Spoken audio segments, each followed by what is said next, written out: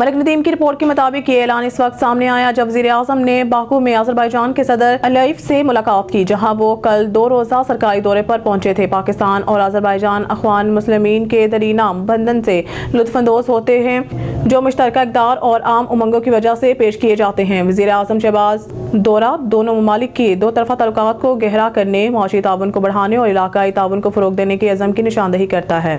मलिक नदीम की रिपोर्ट के मुताबिक सुप्रीम कोर्ट के जस्टिस जमाल खान मंदोखेल ने पीर को कहा है कि आर्मी एक्ट के मकसद को समझने से फौजी मुकदमे की समाअत के आते मसले हल किए जाएं।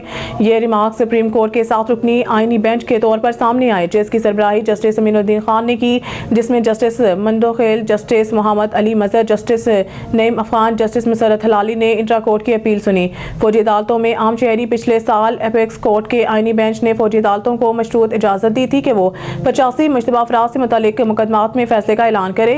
मुबैना तौर पर 9 मई 2023 में होने वाले फसादात में शामिल थे।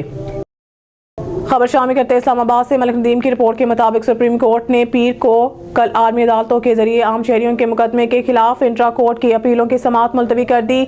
25 जस्टिस अमीनुद्दीन खान की सरबराही में 7 रुकनी आईनी बेंच, जस्टिस अमीनुद्दीन खान की सरबराही में 7 रुकनी आईनी बेंच और जस्टिस के जजों मोहम्मद अली मजहर, जमाल खान मंदोखेल, हसन अजहर रिजवी, मुसरत हलाली और नईम अख्तर अफगान और शाहिद बिलाल हासन ने दरख्वास्तों की समाअत की। जस्टिस अमीनुद्दीन ने मुशाहिदा किया कि आम शहरियों की एक किस्म आर्मी एक्ट के तहत भी पड़ गई और इस पर सवाल उठाया गया कि ये किस तरह इम्तियाज़ किया जा सकता है कि आर्मी एक्ट के पेश नज़ारा के तहत कौन आया और किसने नहीं किया।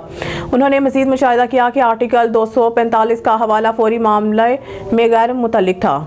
न्यूज़ स्टूडियो से फिलहाल के लिए इतना ही। मजीद न्यूज़ अपडेट के लिए देखते रहिए ऑन न्यूज़।